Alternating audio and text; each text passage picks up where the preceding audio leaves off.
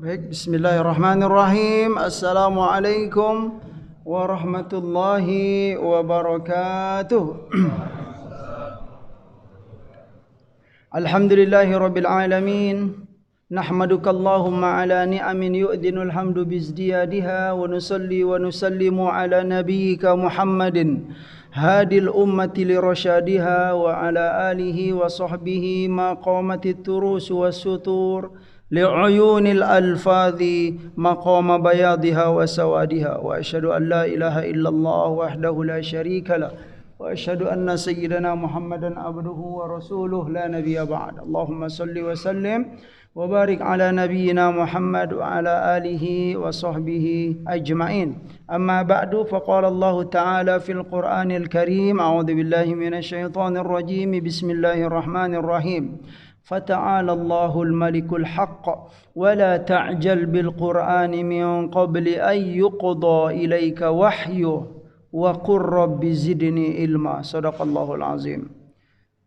Jamaah kaum muslimin kaum muslimah yang dimuliakan oleh Allah Subhanahu wa taala, para orang tua kami, para ustadz, para guru, saudara-saudari semua yang hadir di majelis ini, semoga kita dimuliakan oleh Allah Subhanahu wa taala. Amin.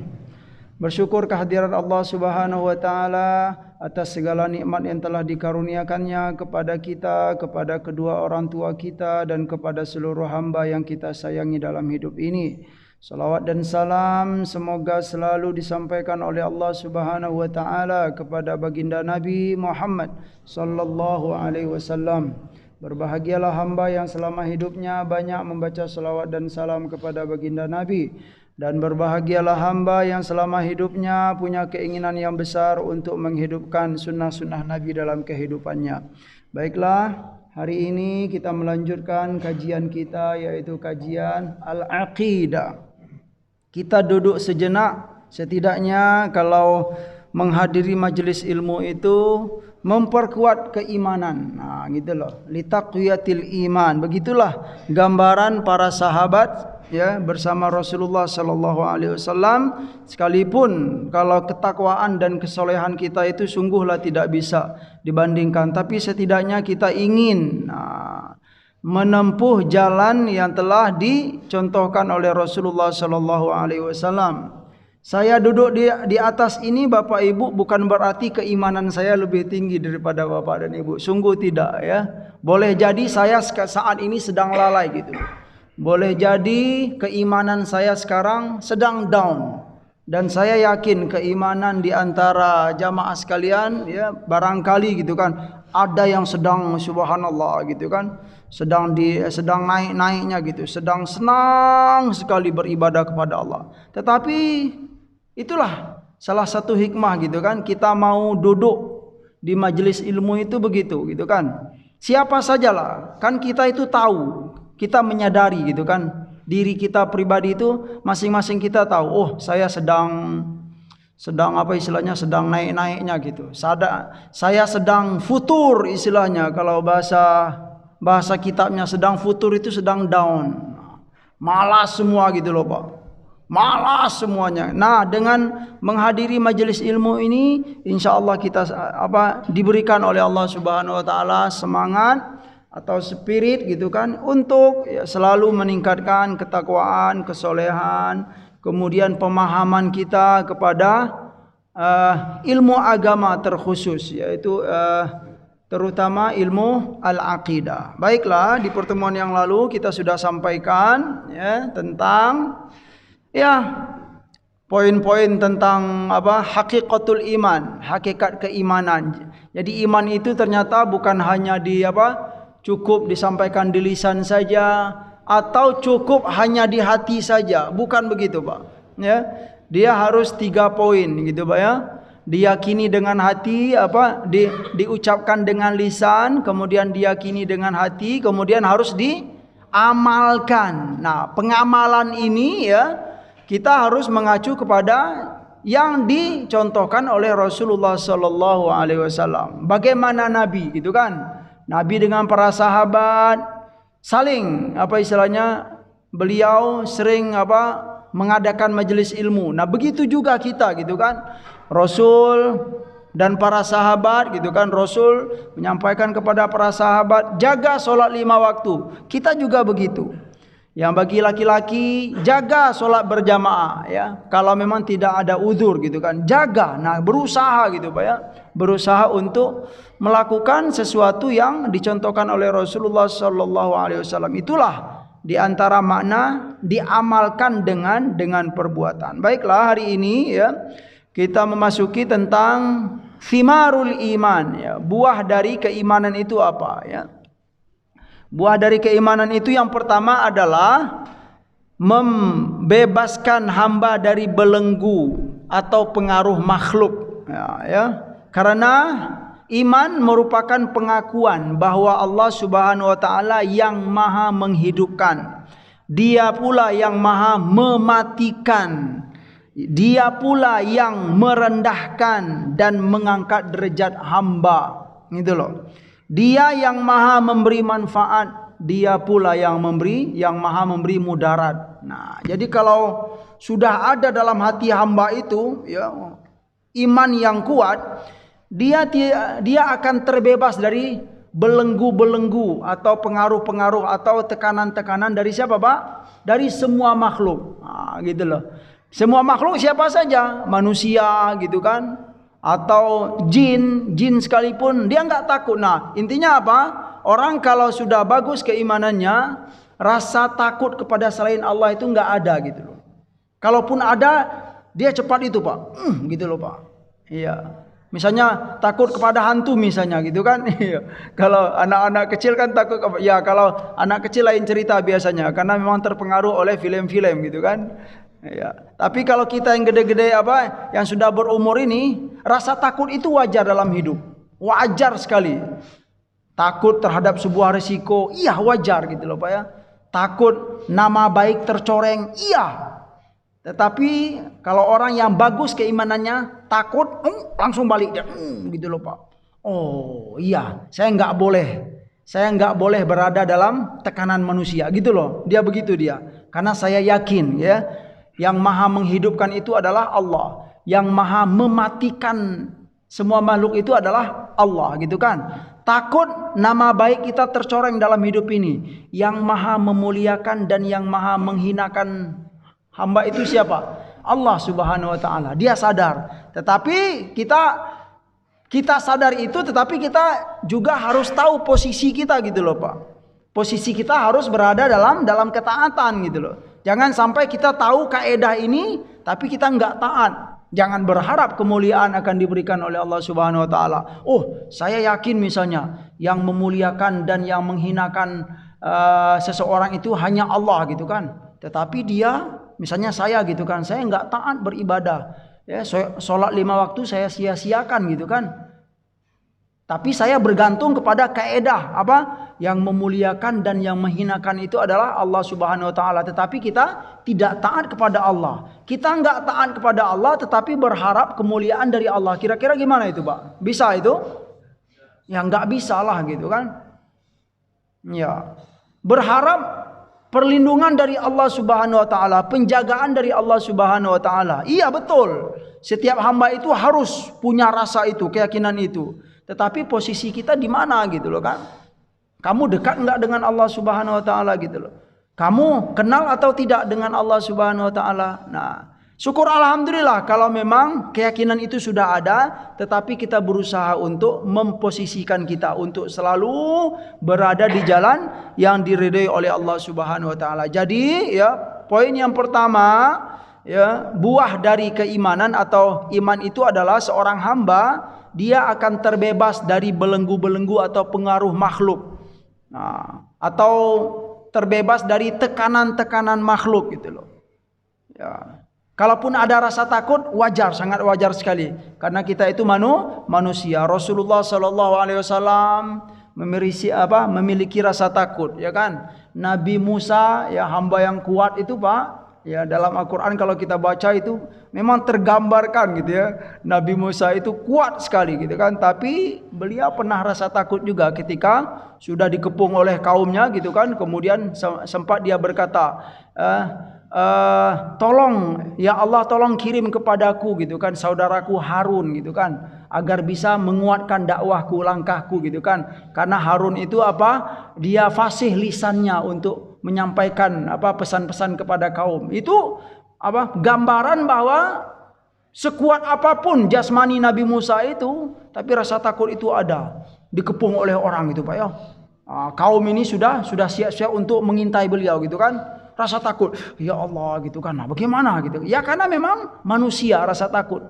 Nah, jadi rasa takut kita maklumi, tetapi jika kita sudah seorang hamba sudah memiliki keimanan yang kuat, dia insya Allah akan cepat ya kembali. Dan ingat bahwa semuanya dari Allah Subhanahu wa taala, kita harus bergantung kepada Allah Subhanahu wa taala. Yang kedua, poin yang kedua, iman akan membangkitkan semangat dalam jiwa, tidak takut mati, bahkan menginginkan syahid dalam kebenaran, atau mati syahid, mati yang mati dalam kemuliaan, mati dalam iman dan Islam ya.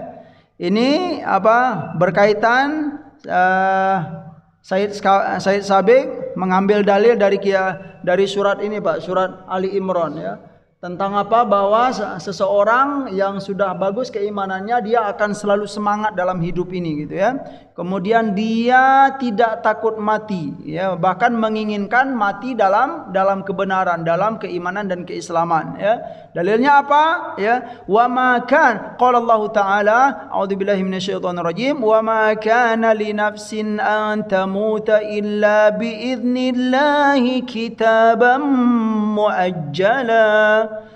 Seorang hamba, tidaklah jiwa itu akan mati ya, setiap jiwa itu tidak akan mati ya, illa biiznillah gitu loh Pak, kecuali dengan izin Allah Subhanahu wa taala. Kitaban muajjala, kitaban muajjala itu ketetapan yang sudah ditentukan oleh Allah Subhanahu wa taala. Ayat ini seingat saya itu ayat bercerita tentang peperangan ya, perang Badar terutama gitu kan. Sebagian kaum muslimin yang khawatir ya, waduh ini saya ikut perang ini, mati dalam peperangan nanti gitu kan, gimana ini gitu kan. Dikuatkan oleh Allah Subhanahu wa taala. Kalau belum izin dari Allah Subhanahu wa taala, dalam peperangan pun kamu luka-luka segala macam gitu kan, kalau belum izin Allah untuk mati, enggak akan mati gitu dia. Jadi kuat gitu loh Pak ya, jadi kuat. Wa ma kana li nafsin an tamuta illa bi idznillah. Ya, setiap jiwa itu tidak akan mati ya, kecuali dengan izin Allah Subhanahu wa taala. Jadi ya kita kaitkan juga ya perkara kita sekarang musibah yang menimpa kita gitu kan, kayak ya virus dan lain-lain gitu kan, subhanallah ya.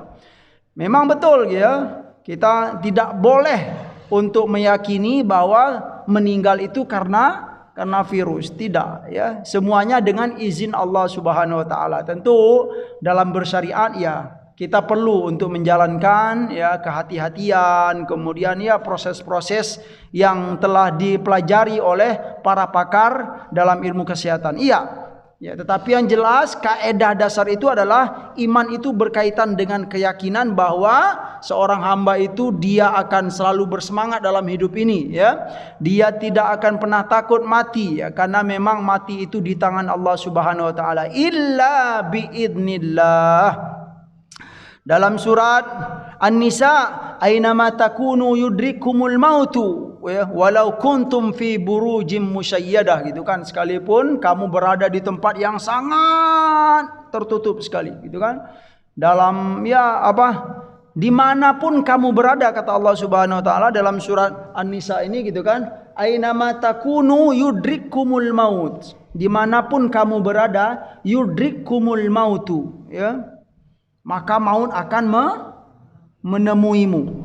Gitu loh Pak, kalau memang sudah izin Allah. Tapi kalau belum izin Allah, dimanapun kita berada, dimanapun posisi kita, sedang sakit, sedang sehat, kalau belum izin Allah, maut itu belum akan akan datang gitu dia. Aina ma takunu yudrikumul maut walau kuntum fi burujim musyayyada. Ya, dimanapun kamu berada, yudrikumul maut, ya kan? Maka maut itu akan menemui kamu walau kuntum fi burujim musyayyada. Sekalipun kamu itu berada di dalam apa? Buruj. Burjun itu ya seperti burj ini maknanya ya tempat, suatu tempat yang tinggi gitu kan. Burj ya kalau bahasa modernnya burj itu tower yang tinggi gitu Pak ya. Tapi itu sudah bahasa modern. Ya kalau makna sederhananya di tempat yang sangat susah untuk ditemui oleh orang gitu loh. Berlapis-lapis, misalnya ada gedung, kemudian dalam gedung itu ada lagi ruangan, dalam ruangan itu ada ruangan gitu loh. Sampai ke laci kita bersembunyi gitu kan. Sampai bersembunyi ke dalam laci sekalipun, gitulah bahasanya gitu Pak ya, pemahamannya. Yudrikumul maut ya. Maka mati itu pasti akan menemukan kamu, tetapi dengan apa? Dengan izin Allah Subhanahu wa taala gitu loh. Tidak bersembunyi pun kita, kalau sudah izin dari Allah Subhanahu wa taala, maka mati itu akan menjemput, datang. Nah, jadi dengan keyakinan ini gitu kan, al-iman, buah dari iman itu, itulah yang akan hadir dalam hati hamba. Jadi hamba itu kuat. Ya, dia selalu bersemangat dalam hidup ini. Dia tidak akan pernah takut mati. Dia sangat subhanallah ya. Kalaupun ada beban-beban hidup yang ia rasakan, dia akan menjalani ya dengan penuh semangat, dengan penuh keyakinan bahwa Allah Subhanahu wa taala ya pasti akan menolong. Selanjutnya yang ketiga, iman menanamkan keyakinan bahwa Allah Subhanahu wa taala Maha memberi rezeki. Nah, ini yang ketiga. Dari itu kita yakin bahwa rezeki itu tidak dapat digapai walau dengan usaha keras. Nah, ini Pak ya. Dan rezeki tidak dapat ditolak oleh kebencian orang yang tidak suka dengan kita juga. Nah, ini bahasa yang disampaikan oleh Said Sabiq ya, rahimahullah. Jadi iman ya, menanamkan keyakinan bahwa Allah Subhanahu wa taala Maha memberi rezeki. Iya. Dari itu ya karena sudah yakin gitu kan, dari itu kita yakin bahwa rezeki itu ya tidak dapat digapai walau dengan usaha keras sekalipun, udah berjuang gitu kan. Ya. Ya karena memang sudah apa? Dari Allah Subhanahu wa taala ya. Sudah pemberian dari Allah Subhanahu wa taala. Dia tidak dapat digapai walaupun dengan usaha yang keras, dan rezeki tidak dapat juga ditolak oleh kebencian orang yang tidak suka dengan kita ya. Kalau Allah sudah menetapkan sebuah rezeki bagi kita, suatu rezeki bagi kita ya, sekalipun sekampung orang yang benci kepada kita berusaha untuk menahan rezeki itu ya, maka sekampung itu tidak akan bisa untuk menahan. Allah yang akan memberi rezeki. Nah, sebenarnya ini kaedah-kaedah yang sudah umum gitu kan. Tetapi ya memang untuk meyakinkan memang kita harus praktekkan dalam kehidupan kita. Yakin enggak kita tentang sebuah rezeki ini? Dalilnya sangat banyak sekali dalam Al-Qur'an. Di antaranya ini Bapak Ibu yang dimuliakan oleh Allah Subhanahu wa taala dalam surat Hud. Ya, wa ma min dabbatin fil ardi illa 'ala Allahi rizquha, gitu ya. Wa ma min dabbatin fil ardi illa 'ala Allahi rizquha wa ya'lamu mustaqarraha wa mustawda'aha kullun fi kitabim mubin ya. Surat Hud ayat ke-6. Nah, ini wa ma min dabbatin fil ardi illa 'ala Allahi rizquha. Itu yang penting. Tidaklah ada binatang, dabbah itu ya makhluk yang melata gitu, merayap. Kayak kita termasuk dabbah gitu Pak ya. Semua makhluk yang merayap di muka bumi ini ya, tidaklah semua makhluk yang merayap di muka bumi ini illa 'ala Allahi rizquha, kecuali apa? Rezekinya sudah ditanggung oleh Allah Subhanahu wa taala, dan Allah itu Maha mengetahui tempat tinggal makhluk itu masing-masing. Dan Allah maha mengetahui juga tempat mereka bersembunyi. Gitu loh. Kullun fi kitabim mubin. Semuanya telah ditetapkan oleh Allah Subhanahu wa taala. Jadi siapapun ya makhluk ya, karena makhluk Allah Subhanahu wa taala, maka Allah pun juga sudah menjamin rezeki siapapun hamba ya, makhluk yang diciptakan oleh Allah Subhanahu wa taala. Ini sebagai penguat bagi kita bahwa kita orang-orang yang beriman, yang sudah mengenal Allah Subhanahu wa taala, tidak boleh ragu tentang perkara rezeki terutama. Wa ma min dabbatin illa 'alallahi rizquha. 'Alallahi rizquha itu kalau bisa kita pahami Pak pakai bahasa kita, kalau orang sudah biasa memahami bahasa Arab, illa 'alallahi rizquha itu Allah menjamin gitu loh Pak. Ya, menjamin rezeki kamu, itu bahasanya ya. Allah rezeki kamu itu alallah, atas Allah ya. Maksud atas itu adalah ya sudah menjadi apa? Jaminan dari Allah Subhanahu wa taala ya. Itu maknanya. Itu dalam surat Hud. Berikutnya dalam surat Al-Ankabut. Ini bagus juga ya. Dalil penguat. Wa ka'ayyim min dabbatin la tahmilu rizqaha Allahu yarzuquha wa iyyakum. Bagus. Betapa banyak kata Allah Subhanahu wa taala, wa ka'ayyim min dabbatin. Betapa banyak makhluk yang melata di muka bumi ini kata Allah Subhanahu wa taala, la tahmilu rizqaha. Yang mana makhluk yang merayap atau yang melata itu ya di muka bumi ini, betapa banyak kata Allah dari mereka itu la tahmilu rizqaha. La tahmilu rizqaha itu tidak mampu untuk memikul rezekinya Pak. Maksudnya apa Pak? Tidak mampu untuk menjemput rezeki. Tidak mampu untuk mencari rezeki lah kalau bahasa kitanya ya. Boleh jadi tidak mampu untuk memikul rezekinya, atau juga tidak mampu untuk menjemput rezekinya, atau juga tidak mampu untuk mencari rezeki. Tetapi apa? Allahu yarzuquha wa iyyakum. Ya, betapa banyak makhluk di muka bumi ini kata Allah Subhanahu wa taala yang tidak mampu mencari rezeki. Gitu loh. Yang tidak mampu menjemput rezeki. Ya, mungkin karena keadaan lemah misalnya gitu. Ya, siapa sajalah seperti binatang-binatang ya gitu Pak ya. Dia lemah, nggak bisa berjalan, nggak bisa apa-apa lagi gitu kan. Tetapi apa? Allahu yarzuquha. Allah yang menyampaikan rezekinya gitu loh Pak. Wah, ini Masya Allah ya. Biasanya ya pemahaman yang sering kita pahami itu adalah rezeki itu dijemput, ya kan Pak? Ya, rezeki itu dijemput, tapi dalam ayat ini bukan dijemput. Orang yang nggak mampu menjemput rezeki pun disampaikan oleh Allah Subhanahu wa taala. Ya kalau kita ngasih contoh kepada hewan mungkin banyak.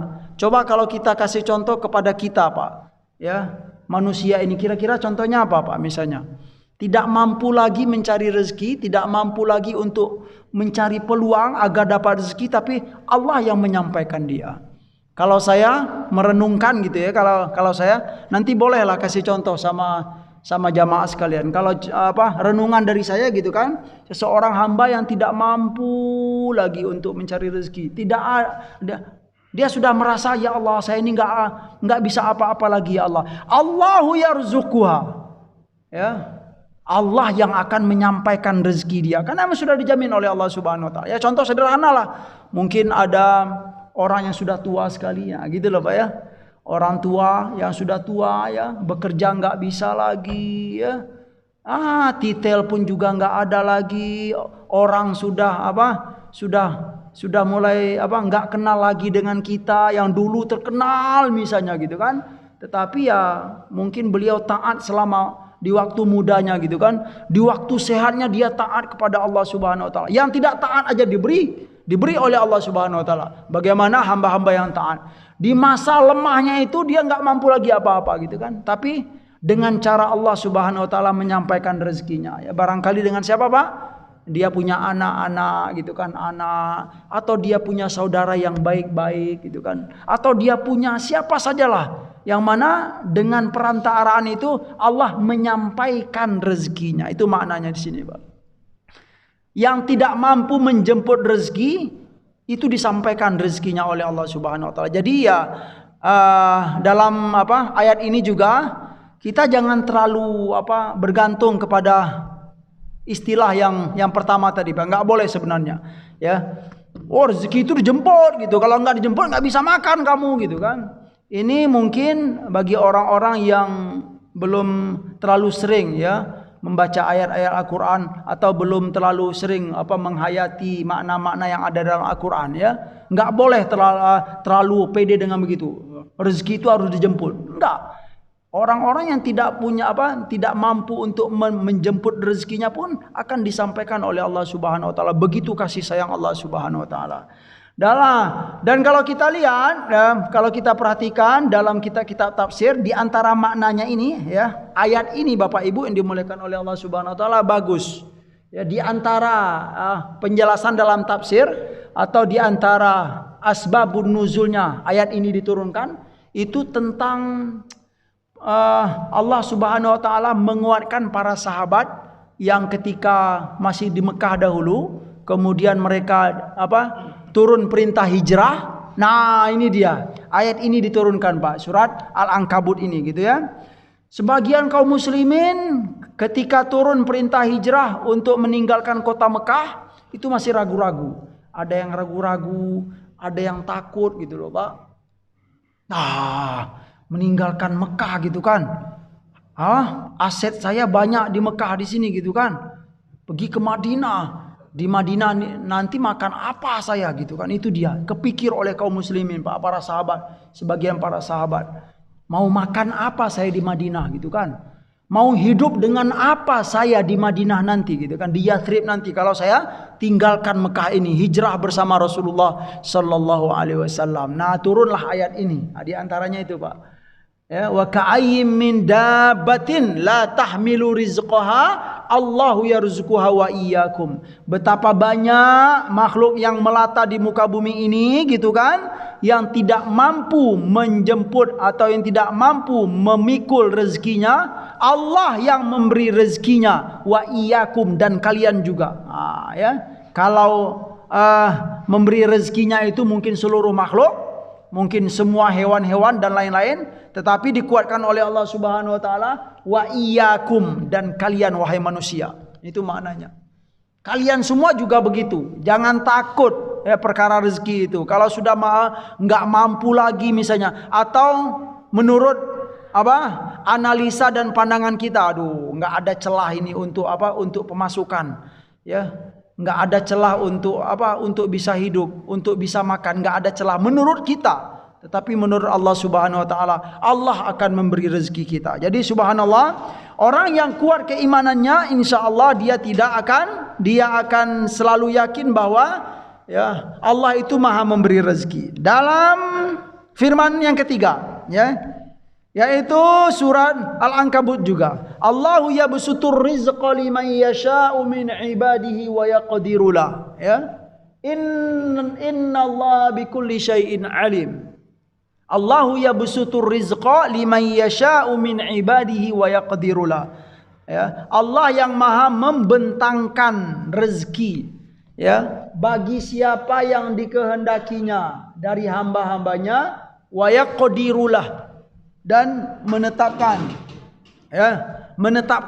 kadar rezekinya tersebut gitu kan. Allah yang Maha membentangkan rezeki kepada semua hamba yang dikehendakinya gitu kan. Innallaha bikulli syai'in alim. Sesungguhnya Allah Maha mengetahui ya, dengan segala sesuatu itu Maha mengetahui. Itu poin buah keimanan yang ketiga. Yang keempat, ada ketenangan dalam hati dan ketentraman dalam jiwa. Ya pastilah, Pak ya.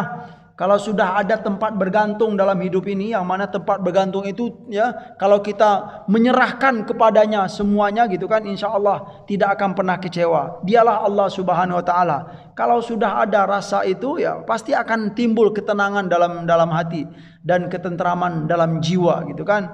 Ini disampaikan oleh Allah Subhanahu wa taala, alladzina amanu wa tatmainnu qulubuhum Bidzikrillah, gitu kan? Hamba-hamba yang beriman kepada Allah Subhanahu wa taala, beriman, kemudian apa? Setelah ada keimanan dalam hati, wa tatmainnu qulubuhum bidzikrillah, dan hati mereka itu tenang.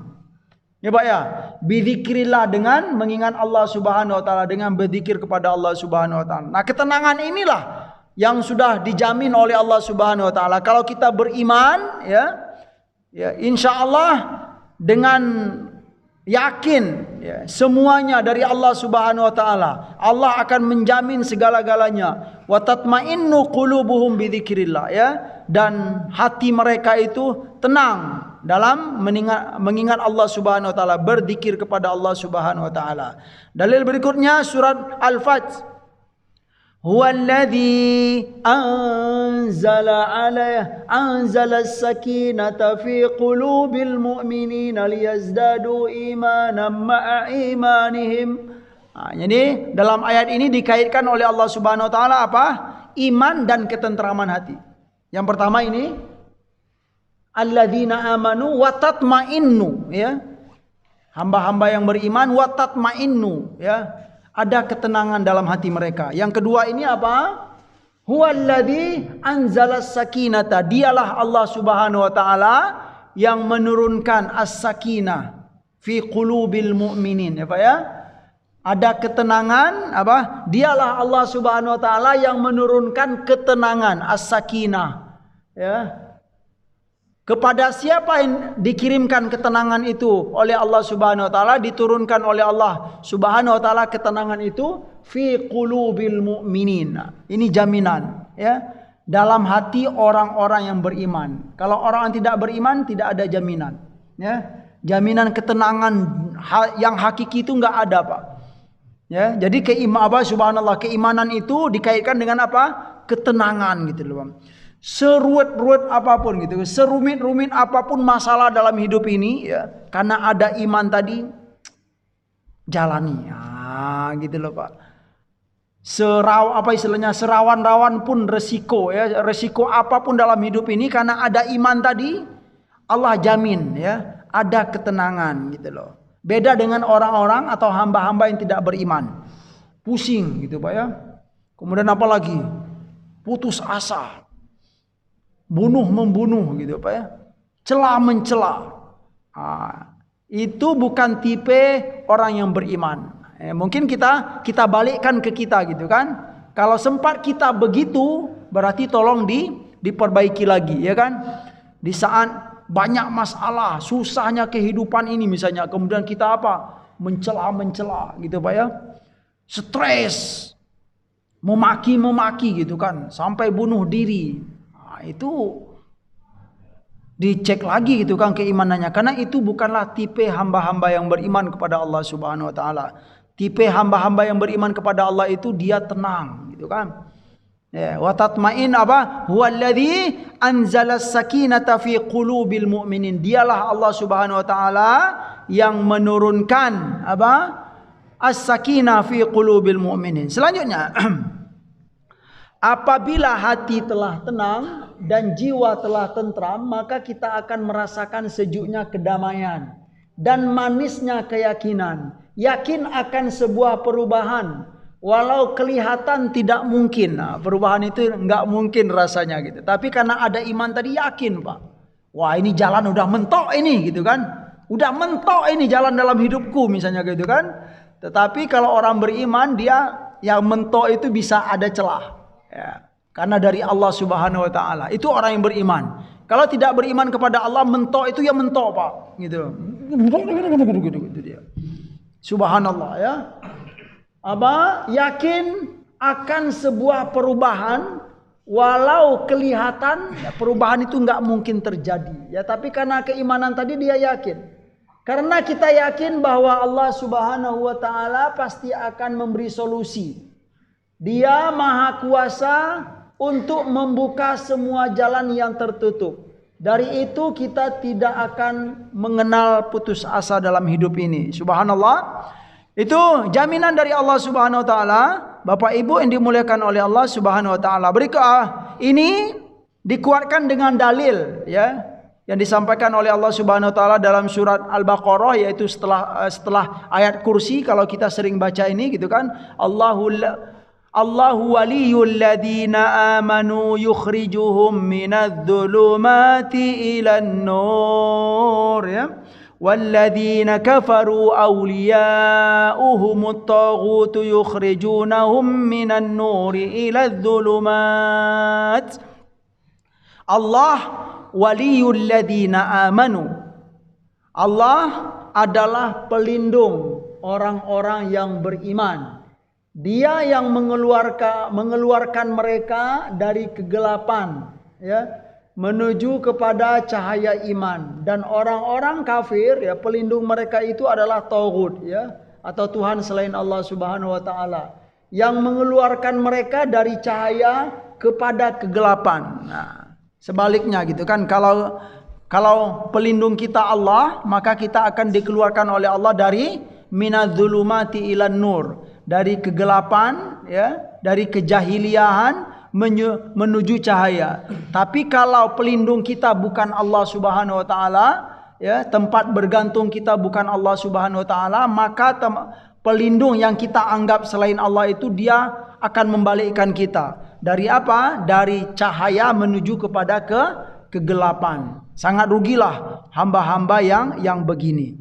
Selanjutnya, yang kelima ini Pak, ya, buah iman yang kelima. Dia ada 5, 6, ya, 6. Iman dapat menguatkan semangat rohani dan sentuhan sifat Allah Subhanahu wa taala. Dan itu adalah sumber nilai-nilai kemuliaan, nilai-nilai kebaikan dan nilai-nilai kesempurnaan, ya. Iman itu akan menguatkan semangat rohani dan sentuhan sifat Allah Subhanahu wa taala. Dalilnya adalah dalam surat Yunus. Innalladzina amanu wa amilus solihat yahdihim rabbuhum biimanihim. Nah, ini juga bagus, Pak. Ya, sesungguhnya orang-orang yang beriman dan beramal soleh itu yahdihim rabbuhum biimanihim. Mereka akan diberi hidayah oleh Allah, mereka akan diberi petunjuk oleh Allah dengan iman mereka. Dari ayat ini bisa kita pahami, Pak, bahwa kita kalau ingin mendapatkan petunjuk dari Allah itu, kita harus beriman dahulu. Mungkin selama ini kita apa? Memahaminya hidayah dahulu gitu kan? Hidayah dahulu baru iman. Gitu loh. Petunjuk dahulu baru iman. Tetapi dalam ayat ini tidak, ya. Ternyata beriman dahulu kepada Allah Subhanahu wa taala. Setelah kamu beriman kepada Allah, la ilaha illallah, maka kamu akan diarahkan nanti gitu loh. Beriman dahulu. Mau berilmu, mau belum berilmu, mau soleh, mau belum soleh, mau takwa atau belum takwa, terserah, tapi beriman dahulu kata Allah Subhanahu wa taala. Setelah beriman, yahdihim rabbuhum biimanihim.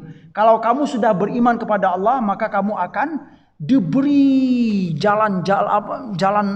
arahan-arahan yang baik, Pak. Ya, petunjuk-petunjuk ke jalan yang benar itu akan diberi oleh Allah Subhanahu wa taala. Kalau kita beriman, sudah beriman kepada Allah, maka Allah akan bukakan pintu-pintu ilmu itu. Allah akan bukakan pintu-pintu rezeki itu. Tapi apa syaratnya? Beriman dahulu. Tapi kalau kita belum beriman, nah berarti enggak ada jaminan untuk diberi oleh Allah apa istilahnya? Ya, pintu-pintu ilmu atau pintu-pintu rahasia-rahasia dalam kehidupan ini tidak akan diberi oleh Allah Subhanahu wa taala. Jadi, yahdihim rabbuhum biimanihim. Ini kaji tentang iman juga, berkaitan dengan al-aqidah, ya.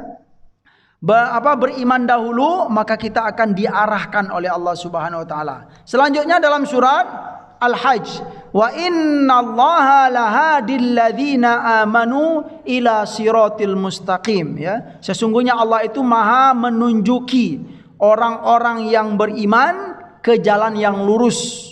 Ini Pak, ya. Ini ya sebagai penguat juga, ya. Beriman dahulu kepada Allah Subhanahu wa taala. Setelah kita beriman, meyakini bahwa la ilaha illallah, tidak ada Tuhan selain Allah Subhanahu wa taala, maka kita akan ditunjuki oleh Allah. Kita akan diberi oleh Allah, gitu kan? Apa yang kita harapkan dalam hidup ini. Wa may yu'min, ya, dalam surat Taghabun terakhir gitu kan. Wa may yu'min billahi yahdi qalbah. Mirip juga ya. Yang di atas ini apa? Yahdihim rabbuhum bi imanihim. Allah akan beri petunjuk mereka dengan iman mereka, dengan iman yang ada dalam hati mereka. Yang kedua apa?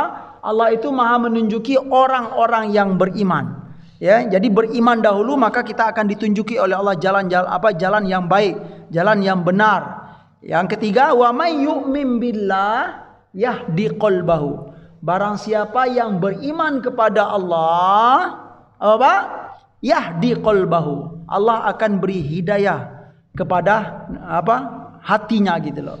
Jadi dalam ayat ini apa? Mungkin perlu kita robah. Selama ini kita memahami apa? Hidayah dahulu, baru iman. Tetapi ternyata apa? Iman dahulu, baru hidayah. Hidayah itu bisa kita maknai ya para ulama. Saya juga sudah baca gitu, di antara makna hidayah itu bukan petunjuk secara umum saja, Pak, tidak. Hidayah itu adalah ilmu, ya. Rahasia dalam kehidupan ini. Ya, ilmu itu sangat luas sekali. Ilmu apa aja gitu kan? Ya. Ilmu apa saja kita akan diberi oleh Allah Subhanahu wa taala. Yang jelas ilmu yang bermanfaat, ya. Jadi apa? Beriman dahulu, kamu akan diberi hidayah oleh Allah. Hidayah itu berupa petunjuk kebaikan, iya, tetapi di antara makna hidayah itu adalah ilmu yang bermanfaat dan berkah. Makanya untuk beriman itu tidak perlu apa istilahnya, nggak perlu berilmu dahulu, tidak ternyata gitu Pak ya. Beriman aja dahulu. Ya. Para sahabat Nabi dahulu itu Pak, itu masuk Islam itu sudah pintar-pintar atau bagaimana Pak? Ya sungguh tidak gitu kan. Banyak yang lugu-lugu semua gitu kan. Ya dari perpindahan masa gitu kan. Dari masa jahiliyah yang nggak ngerti apa-apa gitu kan tentang hukum-hukum Allah, dari masa jahiliyah, tapi mereka beriman dahulu kepada Allah. Setelah mereka beriman, Allah baru mengatur kehidupan mereka gitu kan, memperbaiki kehidupan mereka. Allah beri kemuliaan kepada mereka. Karena apa itu? Karena beriman dahulu. Subhanallah. Yang keenam, yang terakhir ini poin apa? Tentang buah dari iman itu adalah Allah akan karuniakan kita hayatan thayyibah. Nah, ini Pak. Semua kita pasti berharap, siapapun kita, ya, kita ingin diberi oleh Allah hayatan thayyibah, kehidupan yang thayyibah. Thayyibah itu apa? Yang mulia, yang bermartabat, kehidupan yang terpandang gitu loh. Nah, siapa yang enggak ingin Pak ya dalam hidup ini gitu menjadi hamba yang terpandang? Siapa yang tidak ingin dalam hidup ini punya nama baik? Tetapi apa? Beriman dahulu kata Allah Subhanahu wa taala. Ya, dalilnya ada dalam surat An-Nahl ya. Wa may qala Allah taala, a'udzu billahi minasyaitonir rajim, man 'amila shalihan min dzakarin aw untha wa huwa mu'minun falanuhyiyannahu hayatan thayyibah walanajziyannahum ajrahum bi ahsani ma kanu ya'malun. Ya Pak. Barang siapa yang beriman, beramal soleh, ya. Man amila solihan min dzakarin au untha, barang siapa yang beramal soleh dari laki-laki dan perempuan, wa huwa mu'minun, dan dia beriman. Ya, ini selalu apa? Penguat lagi. Dalam hidup ini enggak cukup beramal soleh. Kalau enggak beriman masih cacat Pak, masih belum lengkap. Wa huwa mu'minun, orang-orang yang taat, yang berbuat baik dalam hidup ini dan dia beriman kepada Allah Subhanahu wa taala. Janji Allah adalah falanuhyiyannahu hayatan thayyibah, maka kami akan hidupkan mereka. Kami akan hidupkan ia dengan kehidupan yang thayyibah, kehidupan yang terpandang, kehidupan yang mulia. Kami akan beri mereka. Walanajziyannahum ajrahum, dan kami akan beri pahala mereka itu bi ahsani ma kanu ya'malun. Allah akan memberi pahala kebaikan dengan apa? Balasan yang terbaik terhadap apa-apa yang telah mereka lakukan, ya. Dalam ayat lainnya, wa qila lil ladzina taqaw madza anzala rabbukum qalu khaira. Dan dikatakan kepada hamba-hamba yang bertakwa, apa yang telah diturunkan oleh Allah Subhanahu wa taala? Qalu khaira. Mereka berkata, kebaikan yang telah diberikan oleh Allah Subhanahu wa taala. Dalam surat An-Nur juga. Subhanallah. Wa'adallahu alladhina amanu minkum wa amilus solihat. Allah janjikan juga kepada orang-orang yang beriman ya, dan beramal soleh ya. Ini mirip dengan yang di atas, yang terakhir. Ini dalam surat Al-A'raf. Bapak Ibu yang dimuliakan oleh Allah Subhanahu wa taala, walau anna ahlal qura amanu, beriman lagi ya, wattaqau la fatahna alaihim barakatim minas sama'i wal ardh. Jikalau ya penduduk suatu negeri, suatu kampung itu beriman kepada Allah Subhanahu wa taala dan mereka bertakwa, pastilah kami akan membukakan kepada mereka apa? Barakatim minas sama'i wal ardh, keberkahan dari langit dan keberkahan dari bumi. Syaratnya apa? Beriman dahulu. Ya, mungkin itu alhamdulillah sudah jam 5:30. Bagi yang bertanya dipersilakan, insyaallah jika saya bisa menjawab, saya jawab sekarang. Kalau tidak, insyaallah jadi PR bagi kita. Insyaallah. Bapak silakan Pak Haji.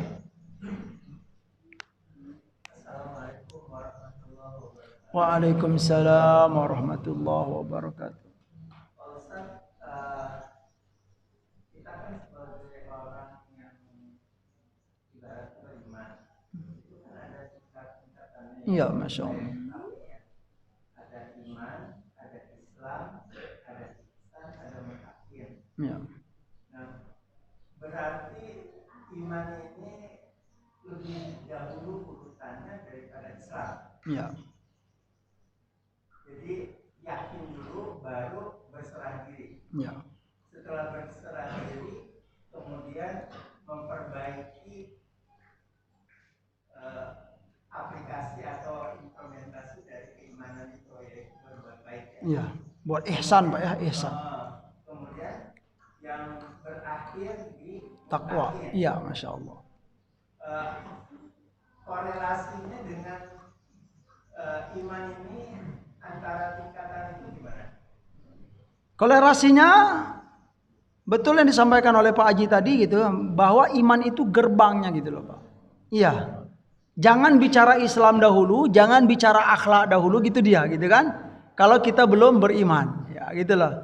Makanya ya ini mungkin menjadi masalah dalam kehidupan kita gitu kan. Ada hamba yang dalam kehidupannya baik sekali gitu, ramah sekali gitu kan. Ramah sekali. Sama teman itu ramah, sama tetangga itu ramah gitu kan. Tapi belum beriman kepada Allah. Bagaimana itu? Ya Pak, secara kemanusiaan ya boleh kita terima, tapi kalau secara akidah ya, akidah Islamiyah ya itu belum sempurna gitu ya kan.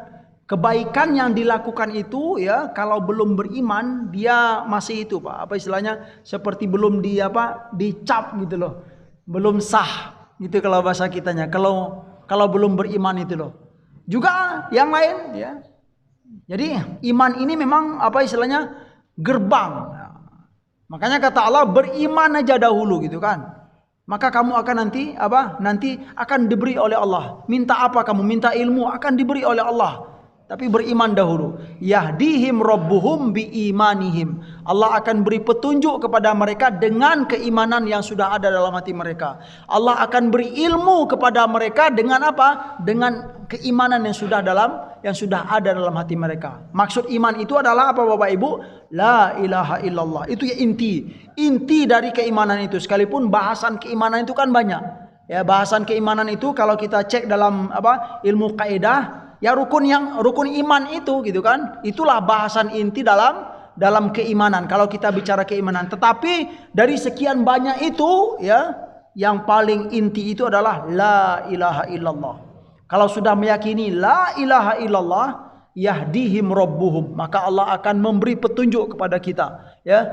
Maka Allah akan beri ya semua kebaikan kepada kita kalau sudah beriman kepada Allah Subhanahu wa taala. Itu Pak Haji.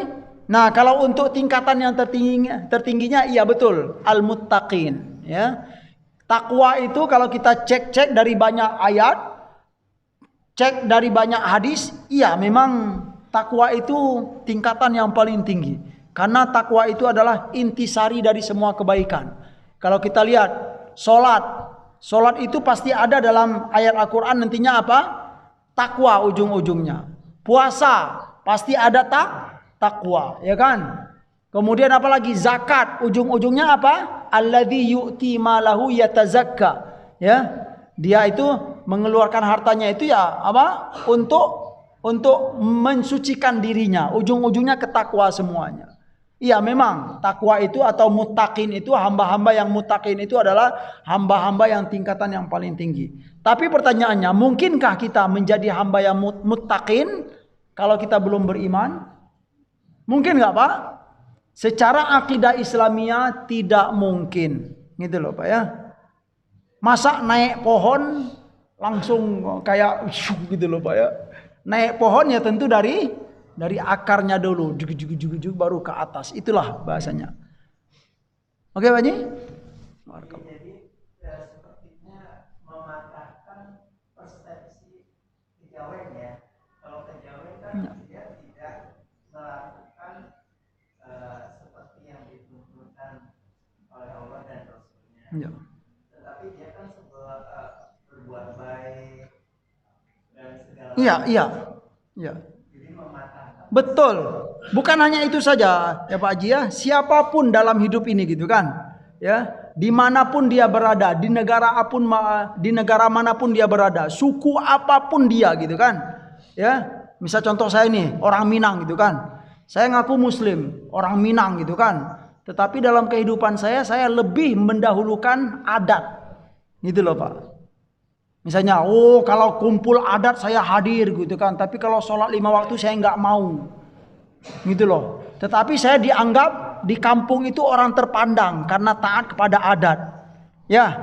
Tapi kalau kita kembalikan kepada akidah Islamiyah, kira-kira betul nggak itu Pak? Ya nggak betul gitu kan. Nggak bisa ya dalam berislam ya.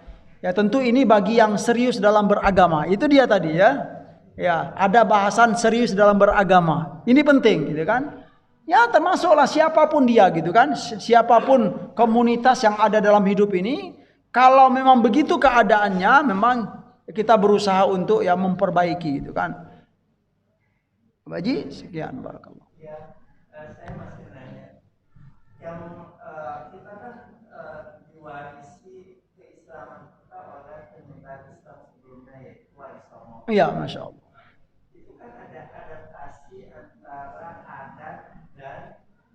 Dan keislaman, iya.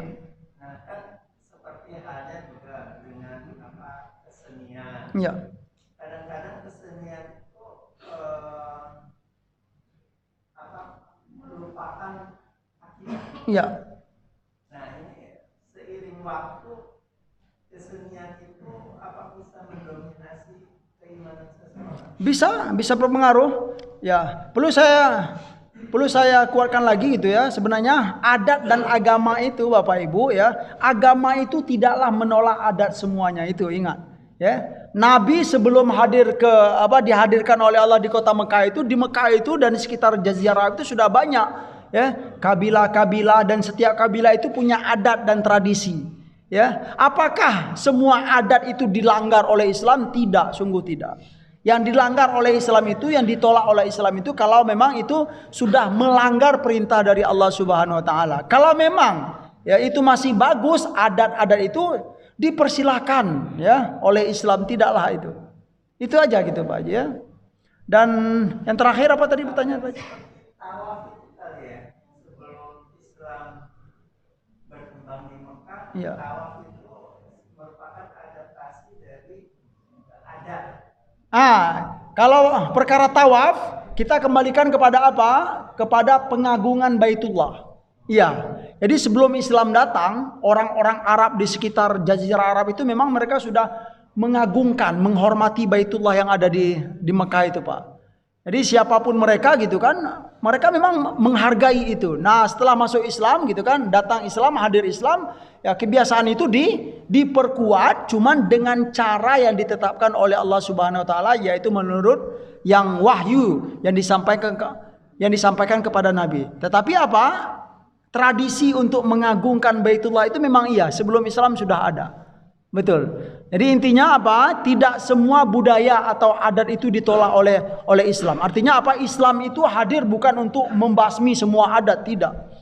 Ya, yang ditolak oleh Islam itu adalah memang kalau yang tidak sesuai dengan syariat Allah Subhanahu wa taala. Itu dia. Sibuk dalam beradat, misalnya kita apa? Melalaikan sholat. Kira-kira itu baik enggak itu loh, Pak? Ya, berarti terus perlu diperbaiki. Silakan untuk aktif dalam organisasi adat gitu kan. Tetapi kaedah-kaedah dalam bersyariah tentu kita jaga. Insya Allah itu tidak akan ya bertentangan. Jalan adat. Ya, sekali lagi saya juga ingin menyampaikan bukan kita anti adat, tidak. Ya, adat itu diakui dalam Islam, bahkan dalam di antara sumber hukum dalam Islam itu adalah al-urf. Ya, uruf itu adalah adat kebiasaan dalam kehidupan sehari-hari, itu juga dipakai sebagai apa? Sebagai sumber hukum Islam dalam menetapkan sebuah hukum. Kebiasaan, Pak. Jadi Islam mengakui kebiasaan yang telah dilakukan oleh manusia. Itu contoh sederhana. Kalau ada orang naik mobil gitu kan, ini contoh uruf atau kebiasaan, dan itu diakui oleh Islam. Ada orang naik mobil, yang lain bayar, pas turun dia nggak bayar. Ini loh, Pak. Kira-kira boleh nggak kita mencela orang ini secara apa? Secara apa ya? Adat dan secara Islam. Orang ini tercela atau tidak? Ya tercela lah gitu, Pak. Karena orang sudah biasa gitu kan, sudah menjadi kebiasaan bagi orang gitu kan. Kalau naik mobil itu, naik angkot, kalau turun itu biasanya bayar gitu loh. Nah, kebiasaan ini diakui nggak dalam Islam? Coba Pak, diakui nggak Pak? Ya diakui gitu loh. Nah, itu contoh apa? Di antara contoh al-urf tadi gitu kan. Maka jangan salahkan orang kalau kita turun mobil, kita nggak bayar, orang mencela kita, jangan salahkan kita. Jangan salahkan orang. Karena itu kebiasaan yang juga sudah diakui oleh hukum Islam. Banyak sekali, subhanallah. Ada buku itu, buku yang berjudul Al-Uruf fil Fiqh Islami.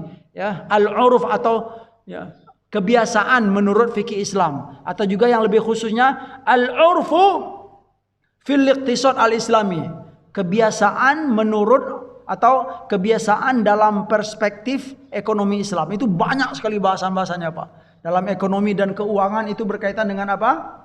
Adat istiadat, dan itu diakui oleh Islam, dan kita bisa memakai itu sebagai dalil.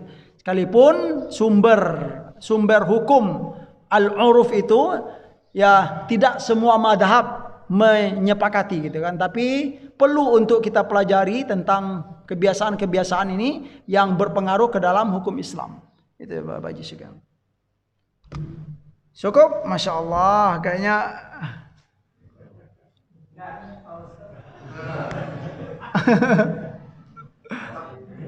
karena pendalaman ya. Iya, Masya Allah.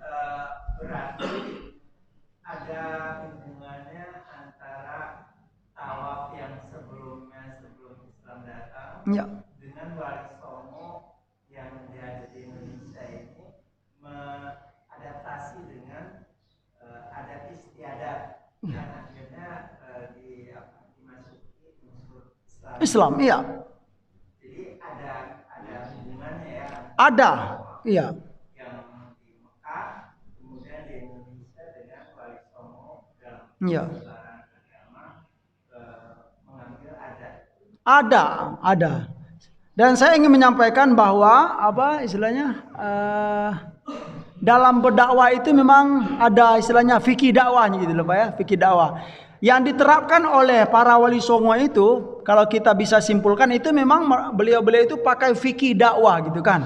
Fikih dakwah itu adalah bagaimana dakwah ini ya bisa masuk ke tanah Jawa, kemudian bagaimana juga bangsa yang ada di tanah Jawa itu ya tidak kaget gitu loh Pak, tidak kaget. Kemudian ya semoga mereka ini mau menerima Islam nantinya ya tentu dengan berbagai cara.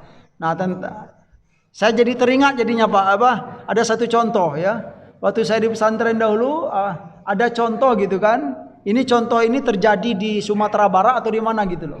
Ada seorang buya gitu kan, seorang orang alim di kampung itu terbiasa adu ayam gitu loh Pak ya. Adu ayam kan adat yang tidak baik juga gitu kan.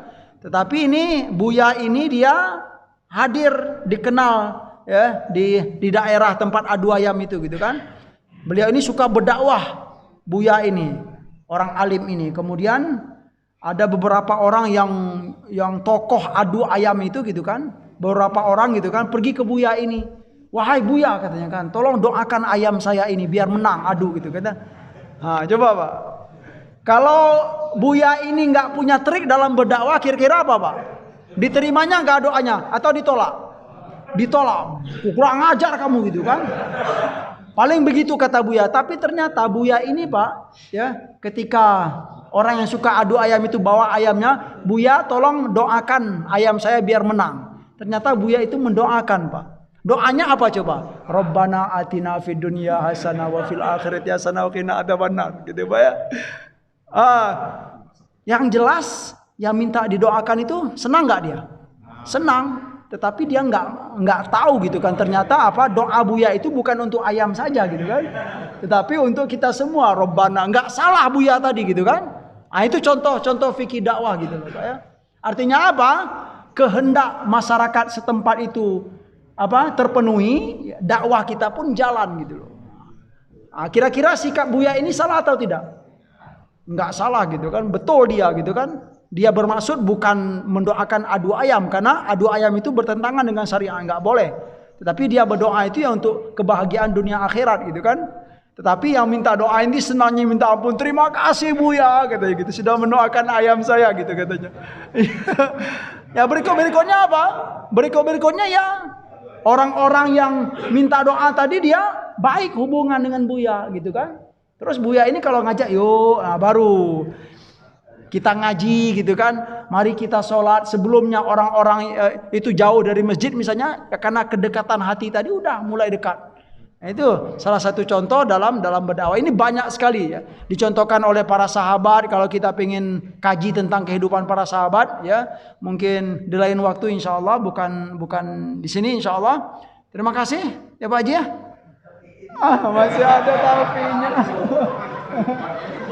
Aduh.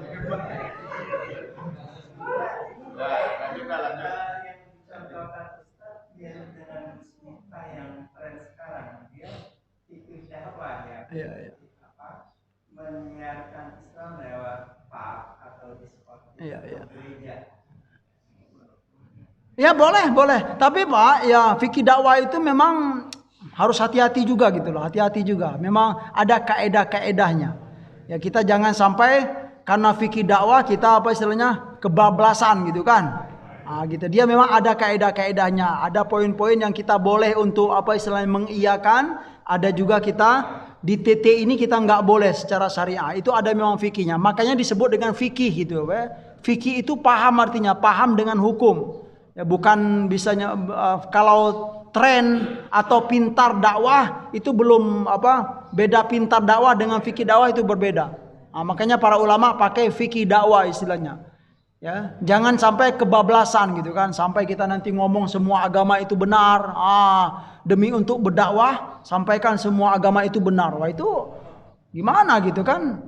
Ya kalau menyampaikan semua agama itu benar berarti kita menyamakan semuanya gitu kan, Firaun dan Musa misalnya. Itu intinya gitu kan, kita samakan Firaun dan Musa. Padahal orang yang ngomong semua agama itu benar itu kira-kira Bapak mau nggak dipanggil Firaun? Saya ya Bapak Firaun, saya Musa, mau nggak? Jangan katanya gitu. Ya. Saya nggak mau disebut Firaun. Lah kenapa bilang sama gitu kan? Nggak sama gitu, nggak boleh sama. Mungkin itu dulu Pak. Aduh, cukup. Ya. Subhanakallahumma wa bihamdika asyhadu an la ilaha illa anta astaghfiruka wa atubu ilaik. Wa sallallahu ala nabiyyina Muhammad wa ala alihi washabihi wasallam. Wa akhiru da'wana anil hamdulillahi rabbil alamin.